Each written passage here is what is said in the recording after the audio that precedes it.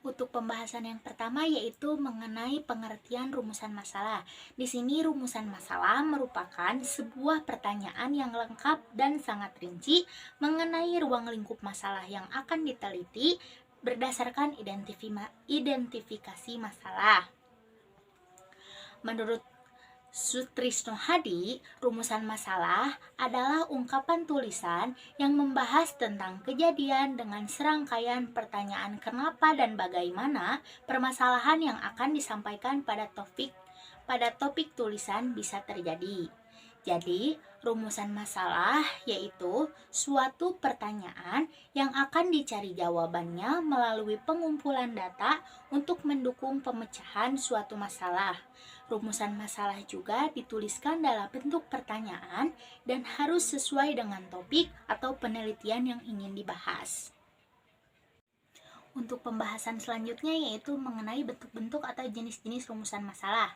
Rumusan masalah merupakan bentuk pernyataan yang dapat memandu peneliti untuk mengumpulkan data di lapangan. Menurut Sugiono, beliau menyebutkan ada 3 bentuk masalah. Yang pertama yaitu masalah deskriptif, yang kedua masalah komparatif, dan yang ketiga yaitu masalah asosiatif. Yang pertama yaitu masalah deskriptif. Masalah deskriptif yaitu masalah yang berkenaan dengan pernyataan terhadap keberadaan variabel, baik hanya pada satu variabel atau variabel lebih. Contohnya seperti seberapa tinggi minat baca dan lama belajar rata-rata per hari murid-murid sekolah di Indonesia. Yang kedua yaitu masalah komparatif.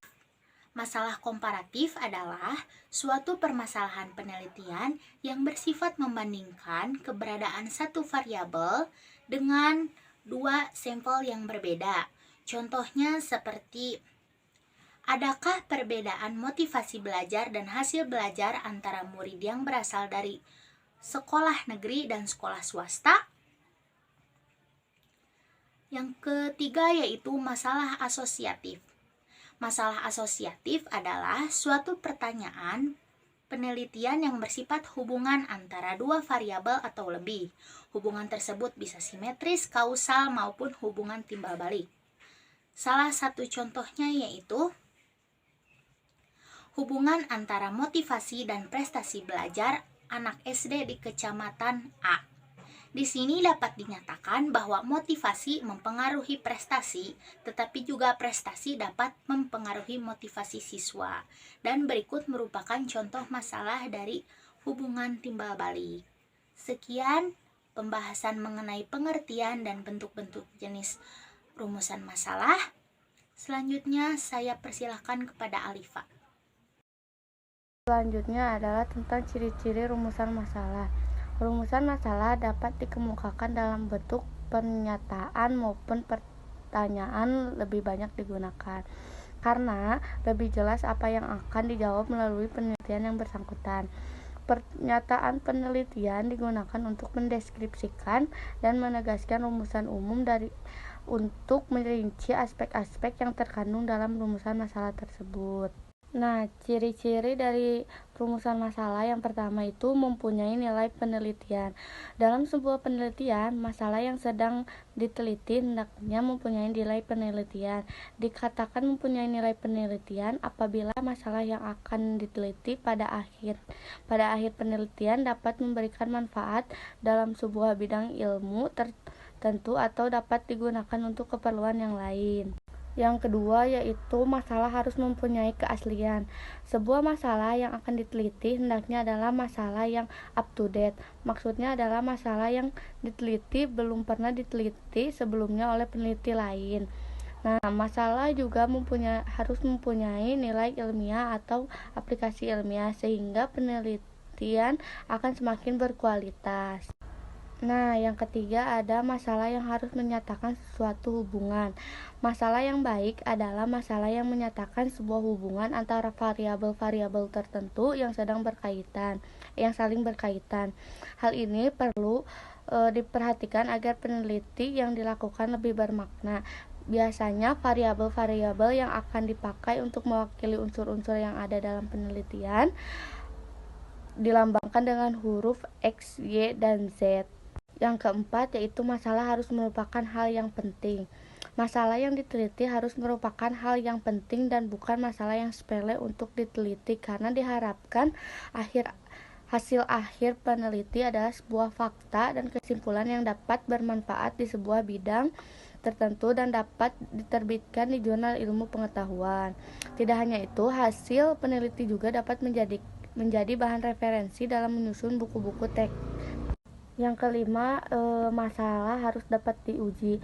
Seorang peneliti harus pandai dalam memilih masalah yang akan diteliti. Masalah yang akan diteliti hendaknya adalah masalah yang dapat diuji. Sebaiknya masalah yang dipilih adalah masalah yang dapat memberikan implikasi untuk dilakukan uji empirisnya. Hal ini dimaksudkan agar peneliti dapat dilihat secara jelas hubungan antara variabel yang saling berkaitan dan masalah yang sedang diteliti dan tentu saja dapat diukur. Nah, yang keenam, ada masalah dapat dinyatakan dalam bentuk pertanyaan. Masalah yang menarik adalah masalah yang dapat menimbulkan pertanyaan. Tapi peneliti juga harus dapat menggambarkan masalah yang sedang diteliti dengan jelas, sehingga tidak membingungkan orang yang membaca dan dapat dilakukan uji untuk menyatakan jawaban dan kebenarannya. Yang ketujuh yaitu mempunyai visibilitas. Masalah yang baik adalah yang mempunyai visibilitas, yaitu masalah tersebut harus mempunyai nilai pemecahan dan dapat dipecahkan. Hal ini dimaksudkan agar peneliti dapat berguna dan tidak sia-sia. Nah, yang terakhir, yang kedelapan, yaitu sesuai dengan kualifikasi peneliti.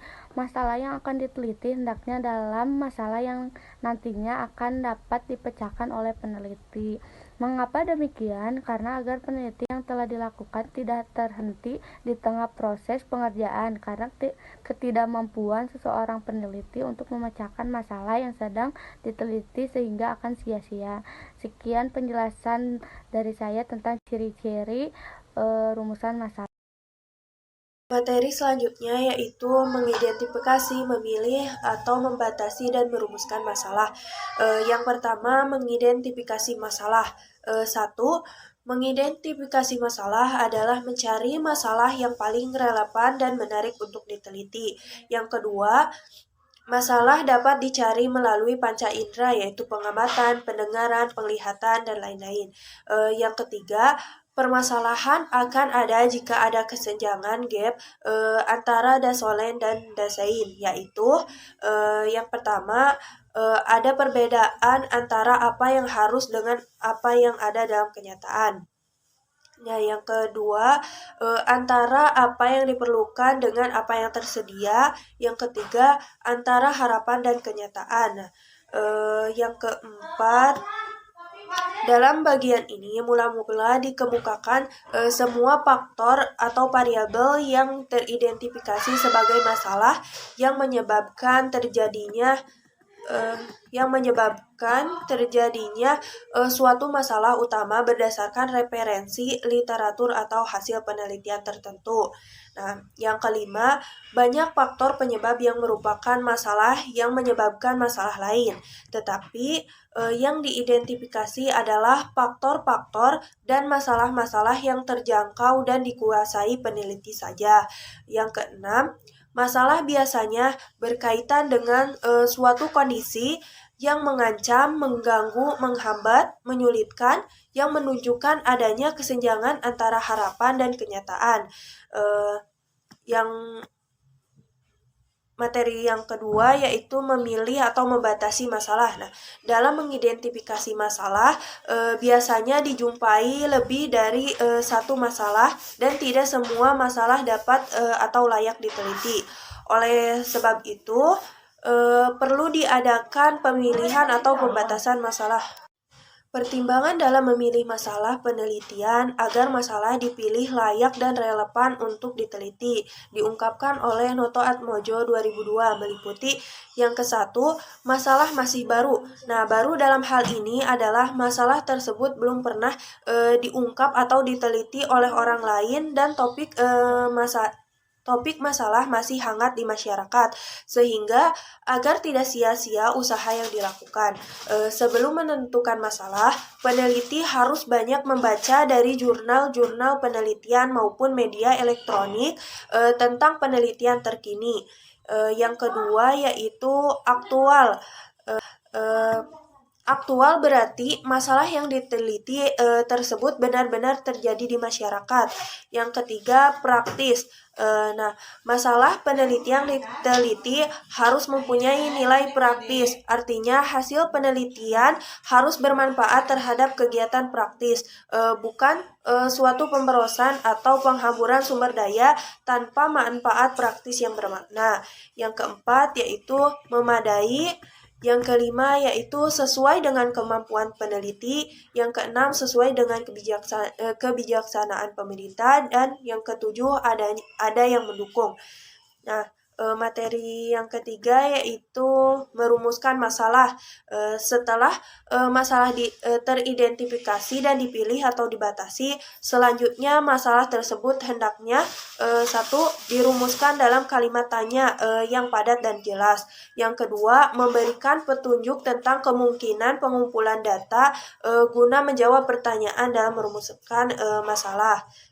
Misalnya, banyak faktor yang mempengaruhi prestasi siswa, di antara fasilitas belajar, kompetensi profesional guru, budaya sekolah, iklim pembelajaran, kemampuan manajerial kepala sekolah, dan sebagainya. Jam'an 2008. Nah, dari berbagai faktor yang mempengaruhi prestasi siswa, penulis sangat tertarik untuk meneliti tentang kompetensi profesional guru dan budaya kerja sekolah. Nah, persoalan ini cukup menantang dan sangat menarik untuk diteliti, karena selain belum ada yang meneliti, masalah ini cukup aktual dan sesuai dengan ilmu pengetahuan yang penulis miliki. Nah, oleh sebab itu, pertanyaan yang ingin dijawab adalah A. Bagaimana pengaruh kompetensi profesional guru terhadap kinerja guru? B. Sejauh mana pengaruh budaya kerja sekolah berpengaruh terhadap kinerja guru? Nah, mungkin cukup sekian materi dari saya. Terima kasih.